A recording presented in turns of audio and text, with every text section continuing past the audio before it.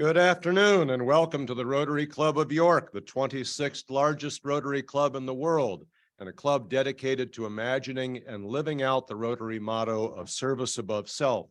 I am Glenn Miller, the club president. Our opening song today, the Star-Spangled Banner, and the Pledge of Allegiance will be led by Brittany Reese. Our invocation will be led by me. You drew the short straw today. And our visitors and visiting Rotarians will be introduced by Courtney and Lucy Piccolo.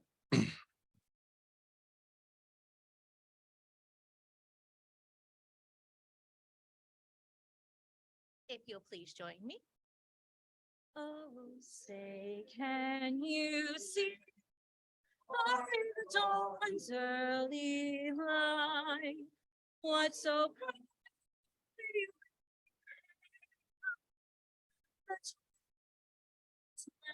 we whose broad stripes and bright stars through the perilous fight o'er the stars we watch were so gallantly streaming.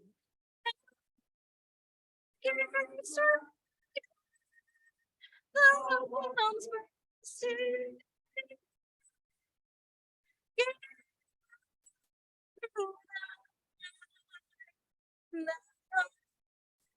was still there. Oh, say, stars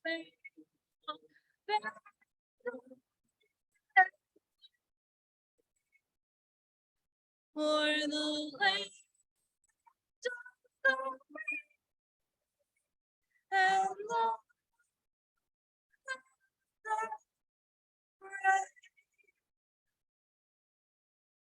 I pledge allegiance to the flag of the United States of America and to the republic for which it stands, one nation under God, indivisible, with liberty and justice for all.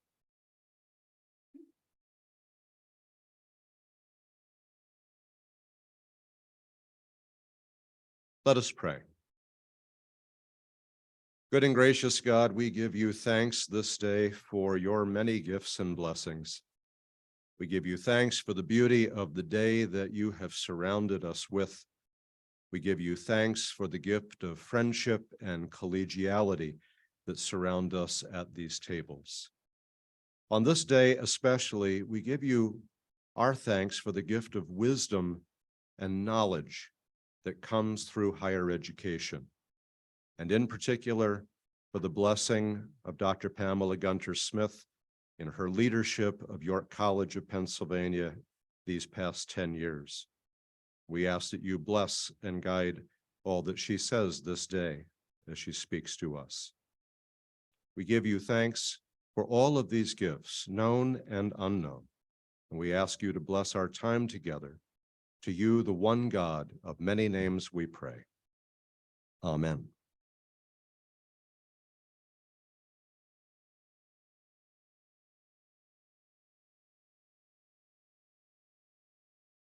Morning, everybody. We are pleased to have the honor of introducing our guests for today's meeting.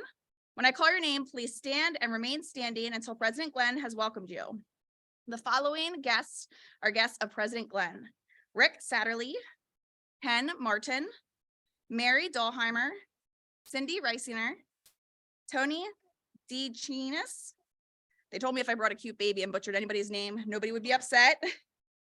Ilya Yakovich, Patrice DiQuizinino, Troy Miller, and the following is a guest of Andy Lynch: Brooke Blankenship, Alex Gibson, guest of past President Rob Bowen, Betsy Kiefer, guest of past District Governor Dick Brown, and Ben Shipley, guest of Matt Summer.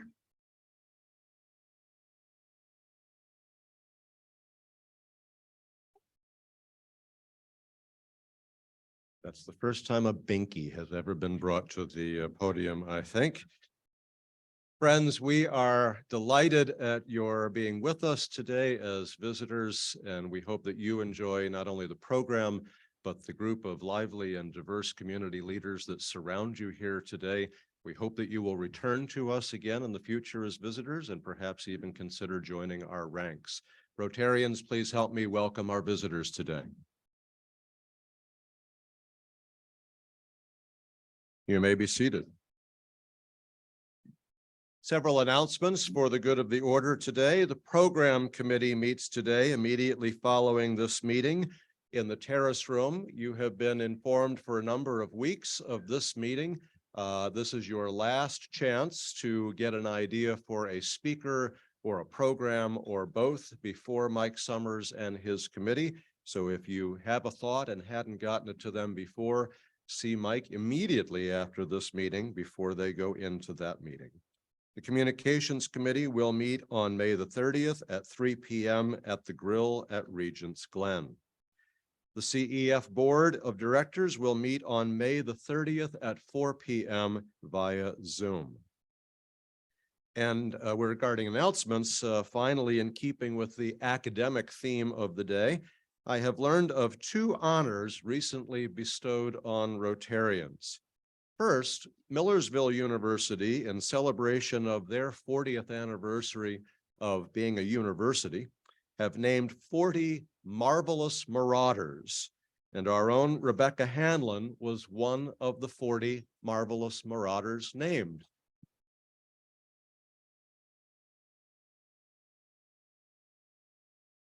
Becca, if you can't be a splendid Spartan, I think a marvelous marauder is a great thing to be.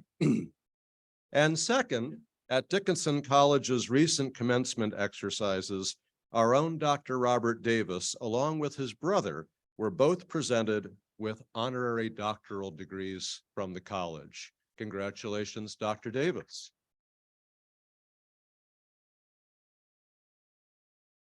Do we now have to call you Dr. Davis? That's my only question. And now to present a Legacy Committee moment, Brian Tate from the Legacy Committee.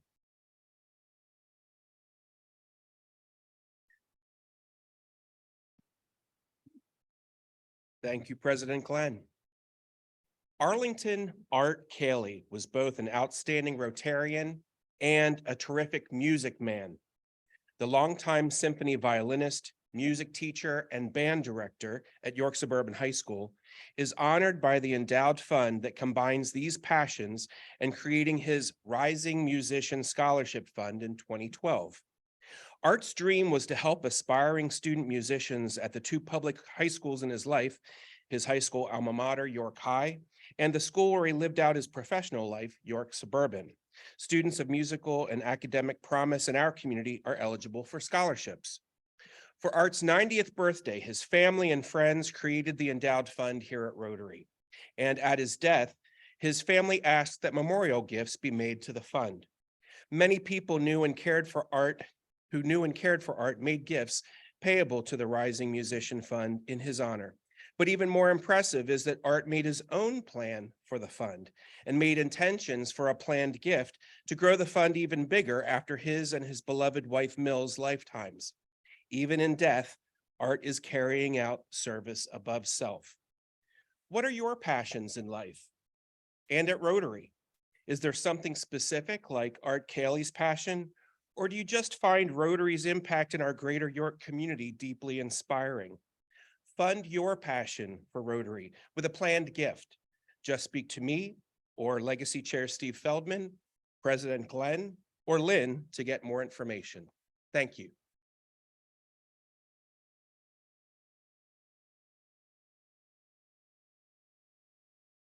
Thank you very much, Brian. And I was remiss in pointing out awards. Our own Kevin Schreibner has received the John Andrews Award from York College recently at our commencement. So Kevin, my apologies for missing that. And now it is my pleasure to welcome to the podium Rotarian J.L. Smith, who will introduce our speaker for the day.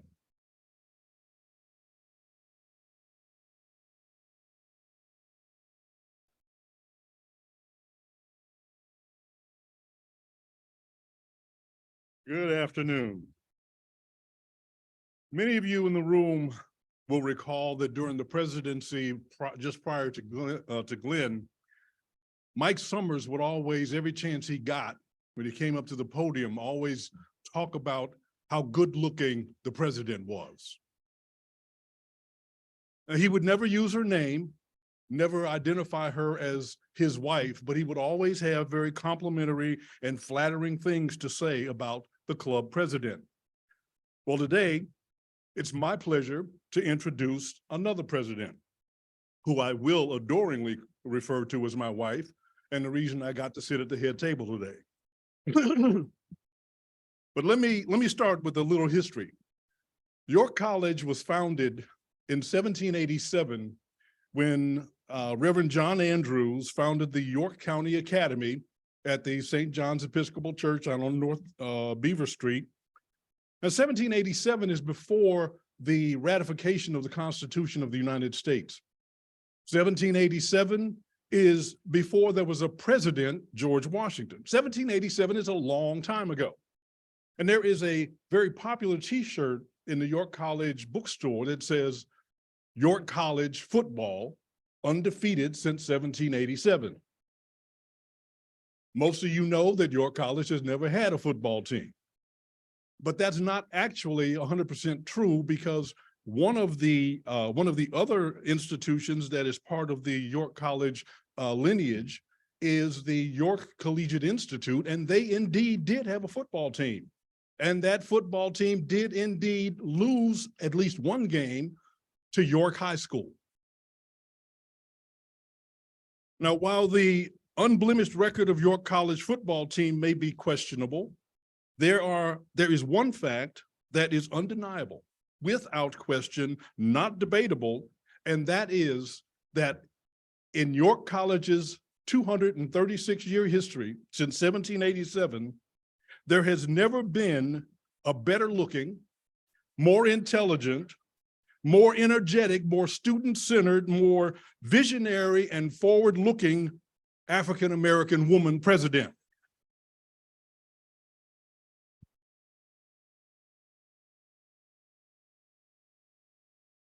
That is without refute, period.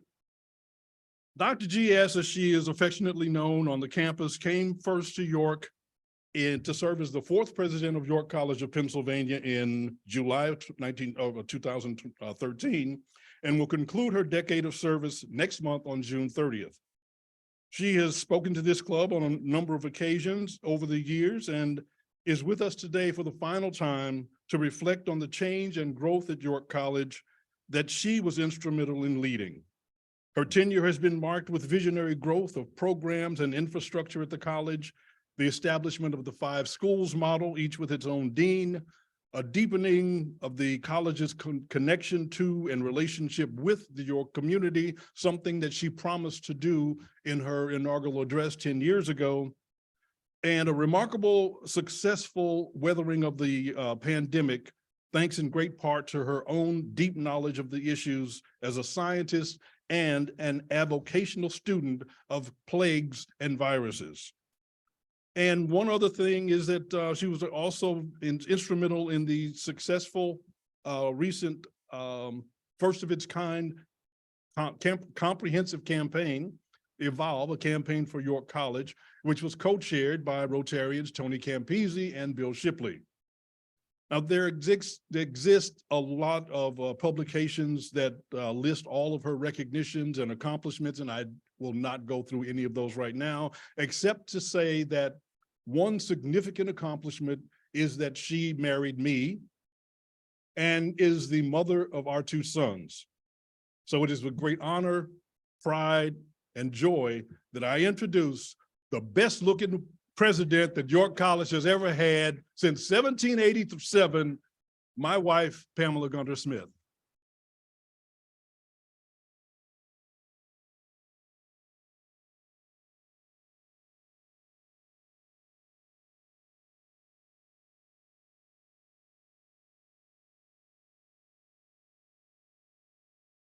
Well, JL is full of surprises. I did not know that he would be doing the introduction. In fact, Glenn, I thought you would probably be doing that.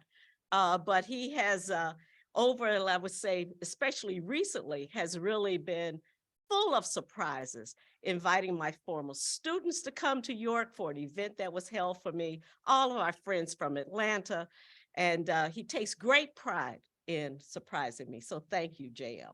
Now, I should say that we can all leave now because he's given my talk, and there's not much left for me to say.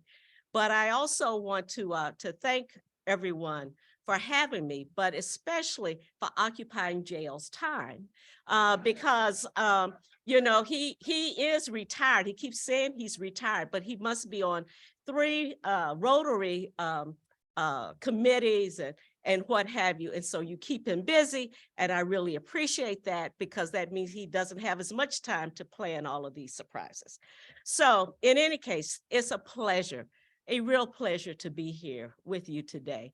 And I would just say from the start, you know, it's very bittersweet for both JL and I to be leaving the college and leaving York and returning back to what has been for over 30 years now, what we have considered the home base of our family.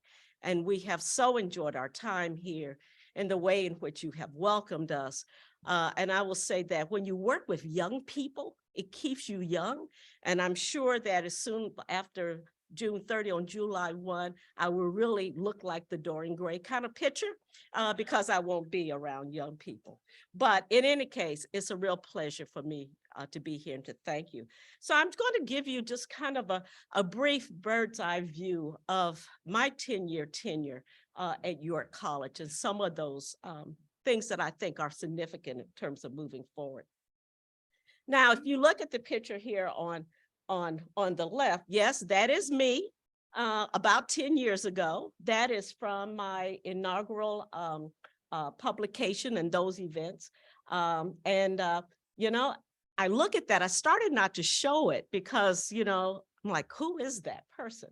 But in any case, I did, I was inaugurated in October, on October 13th. And there were a number of things that I did when I first came to York College. One of the things that I knew that we needed to have was a comprehensive strategic plan, because each department and unit pretty much were doing their own thing, and there wasn't a unifying principle in terms for everyone to be on the same page and to work from.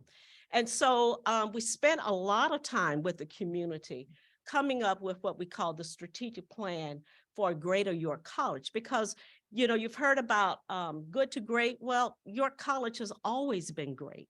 And so for us, the task was, how do we actually help to move the institution forward? And so we developed this strategic plan, and it was called the Strategic Plan for Greater York College. It was a 5-year plan, but as we all know, you don't really do 5, 10-year plans. You make sure that the plans are evergreen because things change. And my, have they changed in the 10 years? And a lot of the things that I talked about during my inaugural address had to do with time, external factors, and the place where the institution needed to find itself. And I'll talk a little bit about that later. And so when we looked at the strategic plan at that time, it had 4 pillars. It was called the Great to Greater Plan. It was, whoops, go back. It was academic excellence, enrollment, distinctiveness, and engagement. And all of that set on a base of financial sustainability. Now, I've tried to highlight here 2 of these pieces. One is distinctiveness and engagement, and that's going to be a theme of some of the work that I will tell you about in a few moments. When I came to York, as JL said, one of the things that drew me to this, to the institution, was that it was situated in an area in which the college could be a primary partner with the community. I really had never been at an institution or academic institution where the college or the university really mattered. Oftentimes people just wanted us to keep the students off the streets and you know, have them just on campus. But this was an area that was prime for that greater engagement. And so that's one of the things that I really worked with the board and my colleagues to move forward with. And I'll talk a little bit about distinctiveness in a moment as well. And so what did we do to be engaged with with York City? And one of my phrases that I always use, as the city of York goes, so does York College. When I interview with students, when I was being recruited to come, and I asked students, what did they want the president to know? Number one, they wanted the president to show up at their activities and things that they were doing. And the other thing that they wanted was that they wanted the city of York to be their hometown away from home. And so I really took that to heart, and that's what we worked on. And so we did a couple, I think, of very important things. The first one is that we bought Market View Arts, which you know sits across the street, essentially from Central Market. I call that area the kind of the funky kind of arts district of York. And it served as a focal point for the arts in the area. But importantly, through that, we were able to support our students who wanted to be artists. They have their studios there. And we also serve as a home for other artists in the area. So you can think of it as an artist collaborative in a way. And so students have an opportunity to show their work, as well as bring in other types of exhibits there. But the centerpiece of this was the Center for Community Engagement. And as we were riding around York and I was being shown places, I saw this, the former Lafayette Club, and said to myself, this has the right bones for the type of institution, that a place that can serve the greater good and be the home base for the Center of Community Engagement. At the time, it was owned by someone that we all know, Louis Appel. And I went to Louis and I asked him if he would give the college that building. And I made one big mistake in fundraising. He says, well, Pamela, do you have enough money to operate it? I said, oh, yes, I do. The answer should have been no. But I wanted him to have confidence that we could actually pull this off. And indeed we have, and this shows the ribbon cutting here. And if you look, you'll see Kim Bracey is sitting there. She was mayor at the time, participating in the opening of that building. We run a variety of different programs out of our Center for Community Engagement. But the important piece of it is that while it impacts the community, it has to value or have value to students and their education. And so all of the programs that are there are actually, I want you to think of as being a living laboratory, if you will, for our students to learn and to engage in very, very meaningful work. So I won't go through all of these, but these are just some of the programs that we have. The Appel Arts Fellow. So there is a former student, graduate is selected. They get an apartment, they get a stipend, and they get a studio. How wonderful is that, right? We have community-based courses. So I think you know about the renovation of the Yorktown Hotel. Our students participated in that. And we have had students who have participating in that every semester. Variety of different disciplines, but think about that learning opportunity for them. The Engaged Scholars Program is actually our honors community. They actually participate in a variety of other activities together. It's not like they just take special courses or they get in because they have a high GPA. They get in because they're interested and they want to do things. They're entrepreneurs. We also have the Graham Collaborative Scholars as part of that group. We have the Spartan Volunteer Network. So, you know, a lot of time people would think that our community-based courses are just service learning or volunteerism. Well, it's really not. They learn actual different types of skills and they have metrics and what have you. But even our volunteer program is not just about volunteering. There is a whole different type of layering and integration and development of leadership skills that those students have. And then what we need them to do and help them do is to translate that into another meaningful skill base so that when they go out to the world of work, they can actually demonstrate that they have accomplished that.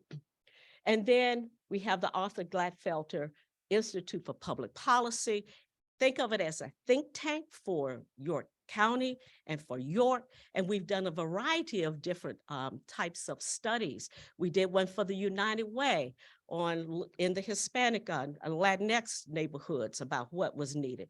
We have a variety of those types of programs.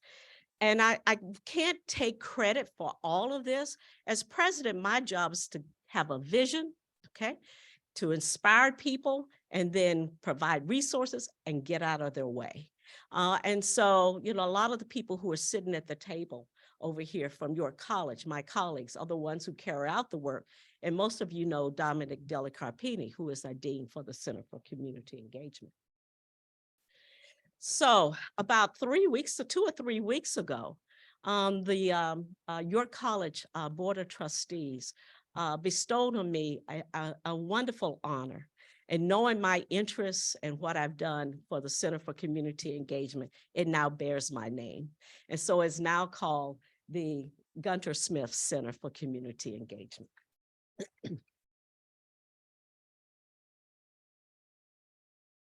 But there are many other things that we've been doing. We started a civil engineering program.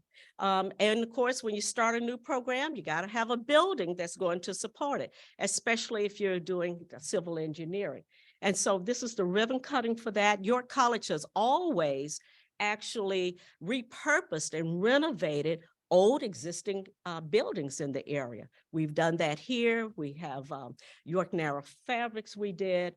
But if you look here, you will see in the front here is the late Bob Kinsley, who provided funding from his family to name the Kinsley School of Engineering, Sciences, and Technology. And he was very, very engaged in that. And here you can gives you a glimpse inside the building that's repurposed. We always keep some of the interesting equipment here, the scales that they can measure. And outside is a teaching sculpture that's dedicated to a young man by the name of Jack Stubbs. And unfortunately, Jack was a student who passed on campus well before his time, and it's named after him. If you're into engineering or building things, you probably know what all of these different types of support things are and beams. I have no idea, but it looks good. The other thing is that York College was one of the first groups to sponsor the rail trail. And so we're delighted that we're able to have our students to use the rail trail to walk into town. Indeed, during orientation, one of the things that we did was to gather all of our first year students to walk the rail trail into town so that they could see York College and to know that they're welcome there and that it is their town. And the various vendors who are in the Central Market gave out free food and what have you. And so now students know that they are welcomed in York and they want that to be their hometown as well. Now, if you walk the rail trail, you'll see this interesting sculpture. Ken knows where it came from. We have running man, running dog, running rabbit, and what's the other one that runs? And a bike. And so you can see those on the rail trail as you're going across, and they're in front of our engineering building. So some of the other things that we've done during this time is that we actually bought a house down the street from me on Springers Ferry. We converted that into the Doris and Bernard Gordon Center for Jewish Student Life.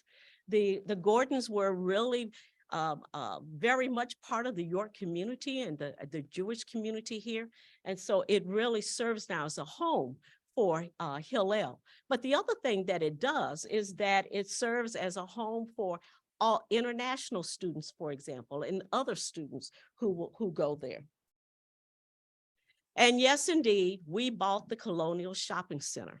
Now, you might ask why we might do that, right? But think about where it sits. It sits at the corner, essentially, of South George and Country Club Road. It backs up on to York College property. And so as we think about the future, it gives us space to expand for future schools and programs that we will have. I will not be the one to do that. That'll be up to the next president or his successor. but at least I had the forethought, but when it became available, to make sure that it was available to us. So if you eat at the Colonial Diner, please continue to go there. To the pharmacy, please continue to go there as well. They are all, excellent people who've been there for a long time, and make sure that we are good patrons. So one of the things that we've done is that, looking back from the time of 2016 to 2021, was to prepare a community and economic impact study. And I want to thank a number of people for putting that together. Jeff Vermeulen participated in that, Mary Dolheimer, as well as Dominic Deli Carpini. Please go to our website and take a look to see the way that we have impacted the community. So, whoops.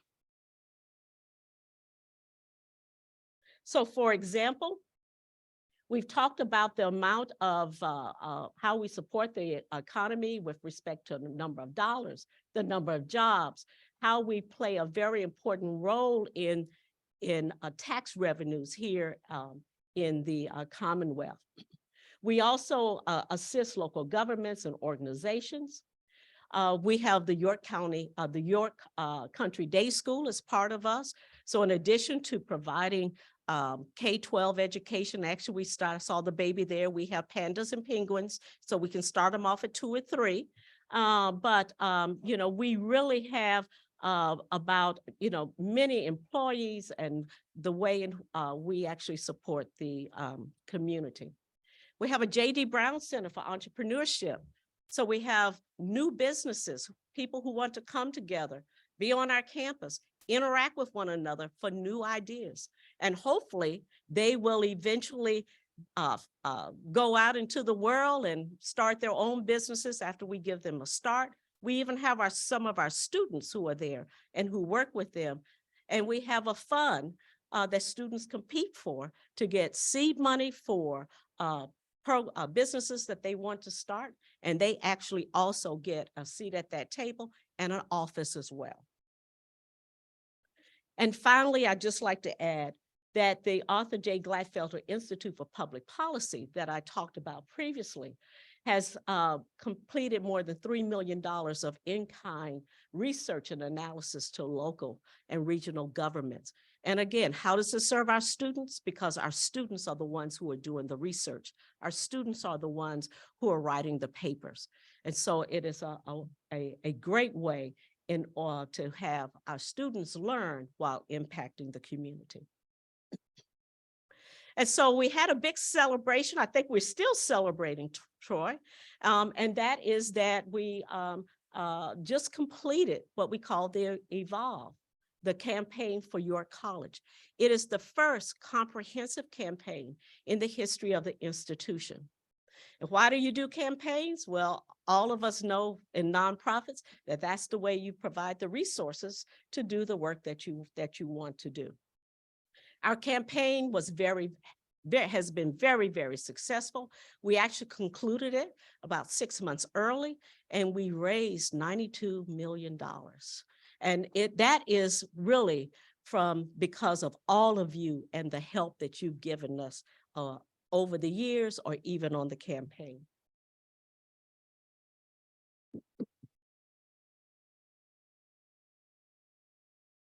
So academic institutions are about programs and people and student. And yes, we've had a variety of new programs. I won't go through all of them. These are the ones that I can point to in terms of, one more. In terms of undergraduate programs, we already talked about civil engineering. We have cannabinoid chemistry. Okay, you can think of that as you would like, but our students who are in chemistry are really interested in helping to devise testing and what have you for various substances moving forward. And you might know that that's also something that not only the government, but local law enforcement is very interested in. But we also have athletics. We now have women's golf. They are home based right here at the Country Club of York. We have women's wrestling We have 11 students, so come out in the fall and see them. And we are expanding our track and field program as well. What we really have worked on are our postgraduate and professional programs and certificates. We know that in terms of being competitive in the marketplace, that the greatest number of individuals seeking higher education, be it a degree or postgraduate training, are adults. And we entered that market, that adult market, I would say probably around 8 years ago. And now we have a host of programs. JL mentioned our 5 schools that we have. We have a number of programs in the health professions. They will be growing. In fact, we're bringing on a physician assistant program, occupational health and therapy, public health, rehabilitation science. All of that will be coming in the next 3 to 5 years. We have a strong reputation in nursing, but as we look at it, there's the demand for healthcare professionals is huge, and we need to support that. The School of Behavioral Sciences and Education also has a number of programs that are online, as well as certificates. And one of the things that will be coming out of that school is an EDD, a Doctorate of Education. The Graham School of Business has data analytics, Masters of Arts in Integrated Marketing Communication. And then, of course, in the School of Arts, Communication, Global Studies, we have a Master's of Public Policy and Administration and Entertainment, Marketing, and Production. All of these are postgraduate programs, and we will continue to do that. One of the things, don't be surprised if you get a visit from Dr. Josh DeSantis to your company or your workplace, asking you, what do your employees need and how can we tailor a program appropriate for them? A big deal for us is the Graham Center for Collaborative Innovation. It is something that's very special. It has 3 parts to it. It has a knowledge part that we'll talk about in a moment, Center for Teaching and Learning, and the York College Honors Community. This is a way that we bring people together. We prevent silos from forming, on campus and in the community. And then we have funding to support grants for our faculty and community members through this.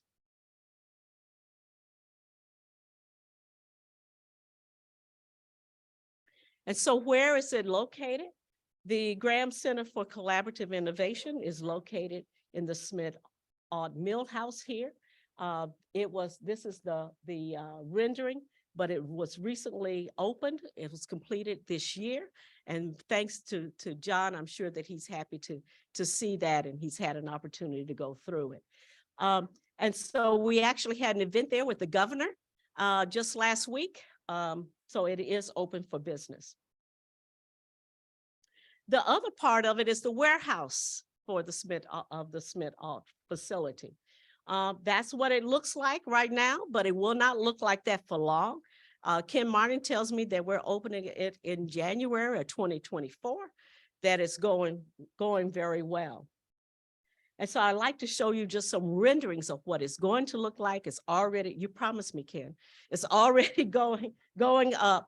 But I want you to look at these 2 renderings, because if you look at this one over here, this is a night view. And you know about the Cadoras Beautification Project that was just dedicated for Governor Wolf?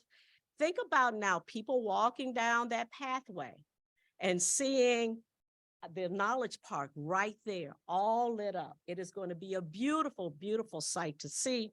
And what is it that's special about the Knowledge Park?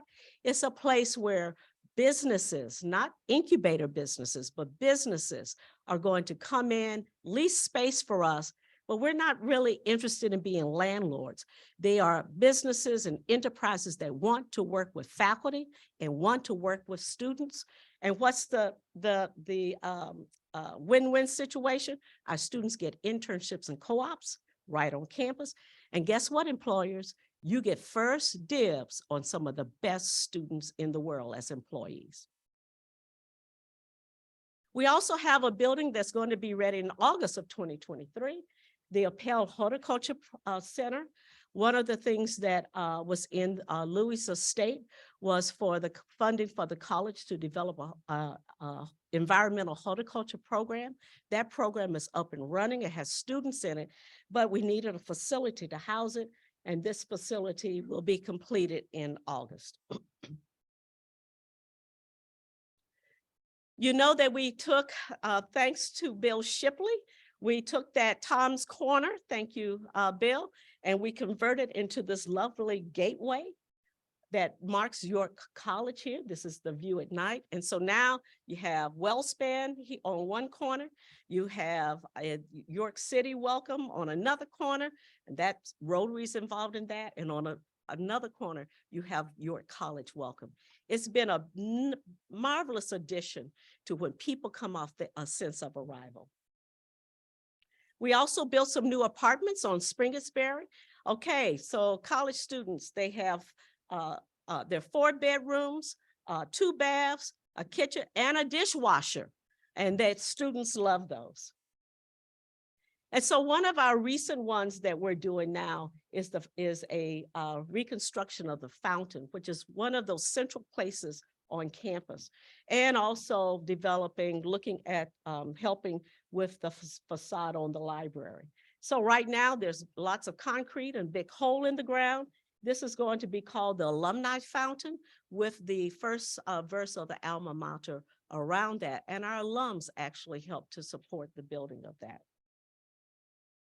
It's kind of the first stage of another building that's planned, and that is Spartan Commons. That is actually going to, the fountain area will be in here. It's actually a learning commons for students. They like to come together to work. This is a view of it from the inside. So where does that leave us? Well, 2021 is over. That was the first plan. Some things happened during that time. Just a little bitty pandemic occurred, but I want you to know that York College came out of the pandemic just in a marvelous state. Once we returned to campus, we never closed. And it was wonderful for me to see leadership rise to the occasion. But now we have Strategic Plan 2.0. It too is an evergreen document. You might ask the question, why, if I'm leaving, why would I move on a new strategic plan? Well, the reason for that is that the college has to have a direction. And this gives the incoming president kind of a head start, a sheet to start from, that they can then really continue to work and give it their own piece of it. And so one of the things that we're doing is focusing not just on what we do with experiential learning, but rather with how we do it. And so for us, the question is going to be, how do we provide the experiences that we do, and how do we do it in a very, very unique way for our students? So just quick thing. One of the things that we're doing is that we have project-based learning. We have community-based learning where the project is the course.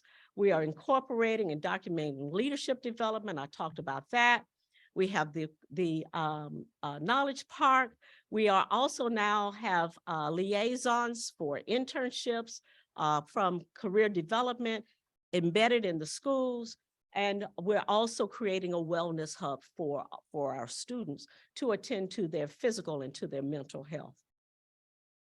So these are some pictures from some of the things JL and I have done.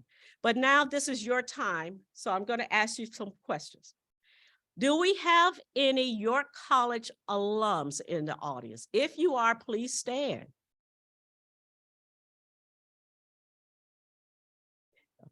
If you have a son, a daughter, a niece, or you've had a family member attend York College, please stand.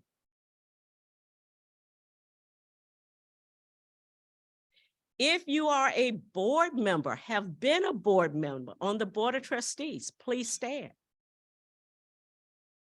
That's you, Kim. Okay. If you have taught at York College full-time as an adjunct or whatever.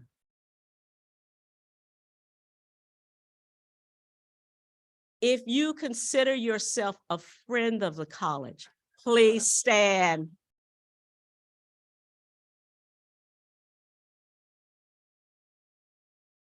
You are York College. We are York College. And together we are the college. And so on behalf of JL, who is affectionately known as the first dude of York College, he will always be the first dude of York College, and myself, I want to take this opportunity for thanking you for 10 wonderful years, not just in terms of my professional role at the college, but the way in which you have embraced us here as community members, the way in which you have been kind and have also welcomed us wherever we go. Thank you, thank you, thank you. Because what is special about York College and what is special about York, it's not the buildings, it's not all of those kind of, tangible things that you can hold. It's because the people here are so very, very special. And for that, both JL and I thank you very much.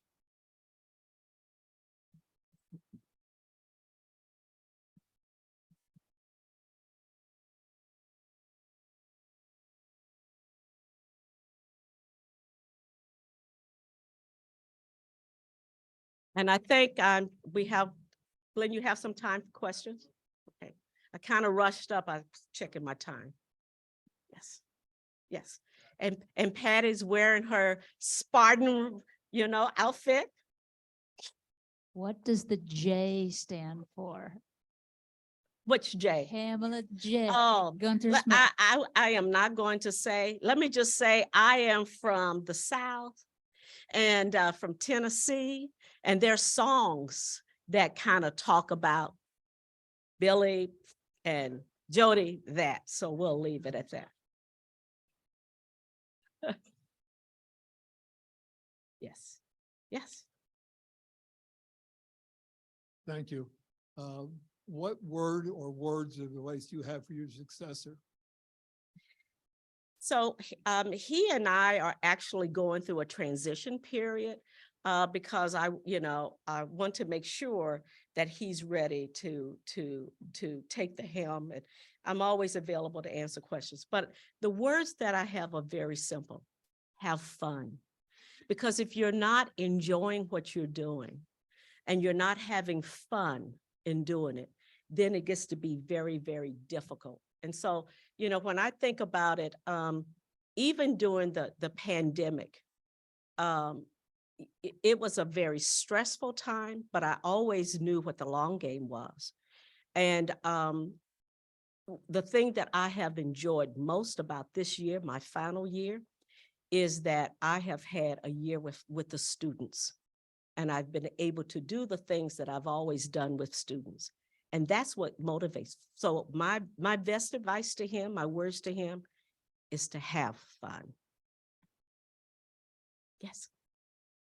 Thank you, Pamela, for your leadership. We all wish you the best in your next chapter. So I'd like to ask you on more of a national perspective, according to the Education Data Initiative, the average student loan debt is upwards of $40,000 and the cost of college keeps rising. Could you speak to that, please? Be happy to speak to that. It's something that we're all concerned about. Certainly at York College is something that we are always concerned about. And that's why we've always worked to try to maintain affordable tuition fees, et cetera. But we have some other things in place. The tragedy is when a student goes to an institution, they take out loans and they don't finish. And then they don't have that degree to carry with them. And so that means that they don't have that return on the investment. So we have done a number of things and are doing more to help our students to finish and to be successful. The first is that I created a student success unit at the college with tutors and various types of programs that will help students to be successful. And we are developing and will be doing in the fall, what we're calling the 4x30 program to incent students to finish. That means if they take 30 credits, right? Each semester for 4 years, no, each year, wait a minute, start off, 30 credits each year for 4 years, then they will graduate on time. Because a lot of the federal programs that provide aid for students, you get it for 4 years, you don't get it for the 5th year or the 6th year. So we love the students, but we want to get them in and we want to get them out. And like all of you, we want them to get jobs and start their careers. And so it is a national problem. But certainly the other thing I will say, and this may not be very popular, but if you think about for a student that finishes and comes out with a degree, even a bachelor's degree, we know that their earning power is going to be tremendous, not immediately, but tremendous over time. And so, you know, you have to think also of an investment in terms of what you do. But we're doing everything we can. Keep the tuition costs low, give them as much support, and then carry it through. JL and I actually started something called the Hero Scholarship as part of what we did for the campaign. And that was because I've had students who would come to me, would run out of money in their senior year, that last semester, and then would have to time out. And so now we can help to provide some things for them. I hope that helps. Dr. GS, I'm over here. It's Kevin. Oh, Hi. okay, there you are. Hi. So I had the pleasure and the honor to interview you Yes. and introduce you to York and the alumni on a live video 10 years ago. And I want to know if you could go back in time and tell that Dr. GS anything, what would you say? That's what would I say? I would say that you cannot predict. Number one, you cannot predict any day about how the day is going to go. Because, and Cindy can tell you, JL, Cindy won't be offended by this. People say, well, I really need to talk to Pamela, or students will call. And he says, well, if you can get around this 4-foot pit bull in our office, you're doing better than I am. But, you know, I think that it is it's number one, I kind of expected this, but it is 24/7. And the fact that 24/7, you're always on. The phone can ring. If I go downtown to have dinner, you know, I'm Pamela Gunter-Smith, JL and I, but we are the presidential couple, even in town. So that's one thing. It's a 24/7 job. And if you're not willing to do that, this is not the place for you. So I think about that. The other thing, again, as I said, is that you can't predict what's going to happen. It could be a water main break, for example, that you have to deal with. You know, the hardest thing that I've had to deal with is that in my time, I've had 4 student deaths on campus from natural causes of young people. And to have to call that parent and tell them that is just gut-wrenching. So, you know, you can't predict what's going to happen. You have to be flexible. You have to have good people that you can trust to do their jobs, not to bring you surprises before it's too late to do something about it. But I think that that's just the magnitude of that. Yeah. This is more just a comment. I want to say thank you for your leadership, as well as thank you to the professors that have been working with communities and schools, Dr. Maitosa and Dr. Seville. They have done fantastic work with getting our kids exposure to York College at such a young age. So again, even with the pandemic, we were able to do online, you know, mentoring and keeping that relationships going. So thank you. Yeah. The team did I would say, an excellent job during the pandemic. We never closed, we adapted to it. The biggest thing I had to figure out, I would say we would have to figure out, is how would we feed the students? Because the residential students eat in a dining hall. And a dining hall is not the place to have students close in like that.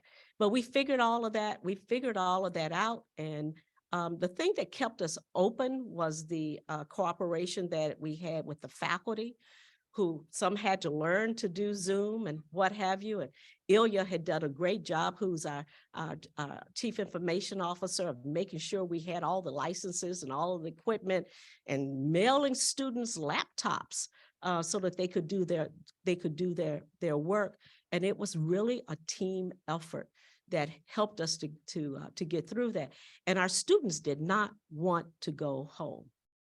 They wanted to be on campus, even though it wasn't what they imagined, but they wanted to be on campus, and they were willing to do what was necessary for them to do that. There are a few that were kind of, but that was just far and few between. Right here, CJ. Yes. Thank you for your presentation. Amazing. I've only been in the York area for 2.5 years, and I've learned so much about the college. My niece also attends the college. I hired an intern Oh, good. from the college, and she was amazing. And so I'm just curious about what plans do you have once you leave? Is it in economics? Are you running for a different type of president or book deal, or do tell, inquiring minds want to know. I think now JL is getting worried, I think. So, right now I don't have any immediate plans. JL and I are taking the month of September, and we're going on safari. So that should be fun. But I will have to find something to do, and hopefully, things will come around and I'll be able to pick and choose. But I don't think I will sit well, and I don't think that JL and I will fare well together if I'm just kind of sitting around. So if you have any ideas for me, give January, I'm available. So just let me know. Thank you.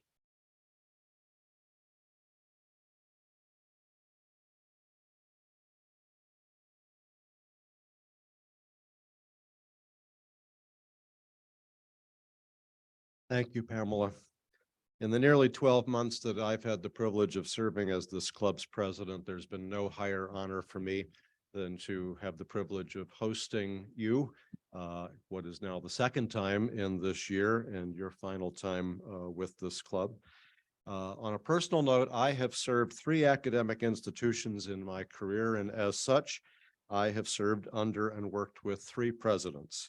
I can say without reservation that my time serving under Pamela's leadership has been the most inspiring and rewarding of those experiences. As a fundraiser, your work is entirely predicated on the strength of the vision and the leadership that's coming from the top. Her vision and the execution of that vision has been extraordinary, and it has certainly led to, among other things, as you heard today, our marvelously successful campaign.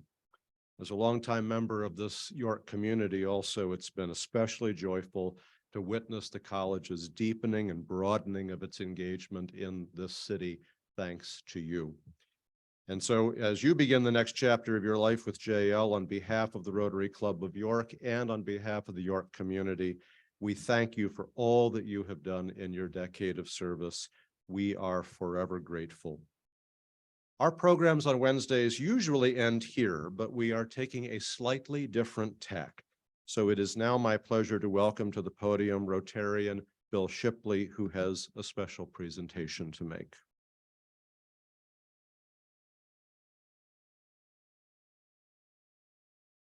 Thank you, President Glenn. I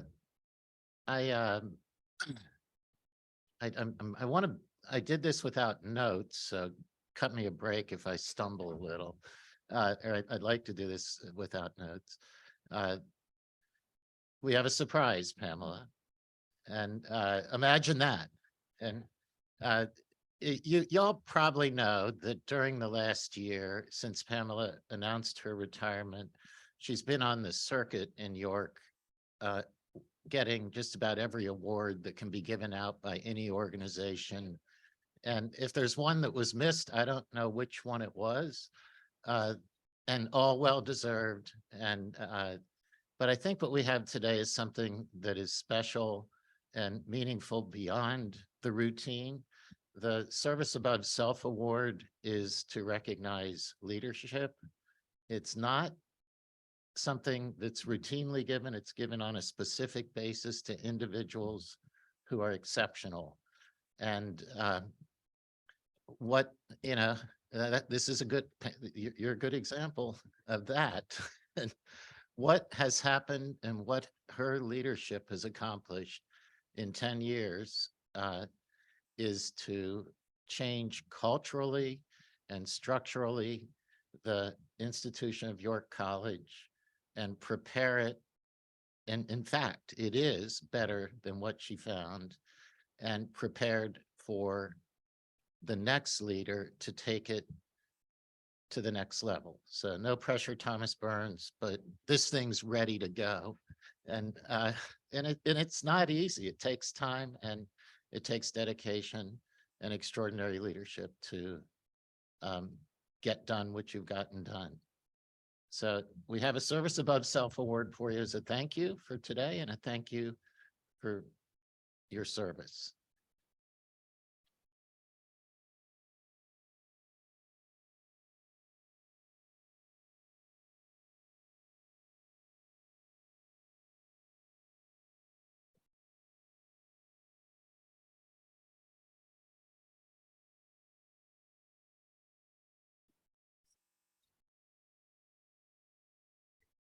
Want to say a word again?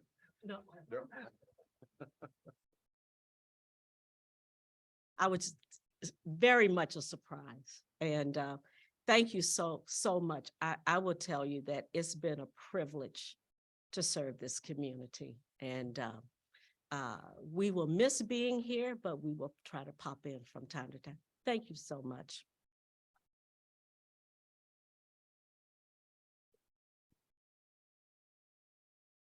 Thank you, Bill, and congratulations, Pamela. In honor of her time with us today, Pamela has signed the book plate for the book Llama Llama Red Pajama by Anna Dewey, which will be donated to the Ferguson Elementary School, along with a bookmark created by students at Creative York. Next week, we hear from Justin Ladner, the president of Pennsylvania American Water, a subsidiary of American Water. Pennsylvania American Water is the largest investor-owned water utility in the state, providing water and wastewater services to approximately 2.4 million people. With a history dating back to 1886. I think the York Water Company has desks that are older than that. Anyway, going back to 1886, American Water is the largest and most geographically diverse U.S. publicly traded water and wastewater utility company. Justin will provide an overview of the company and its recent acquisition of the City of York's wastewater treatment system and discuss infrastructure improvements being made there. Presentation will also cover aspects of the company's community outreach and customer assistance programming. Our closing quote for the day: transforming education is not easy, but the price of failure is more than we can afford, while the benefits of success are more than we can imagine. Friends, this meeting is adjourned. Safe travels. Thank you.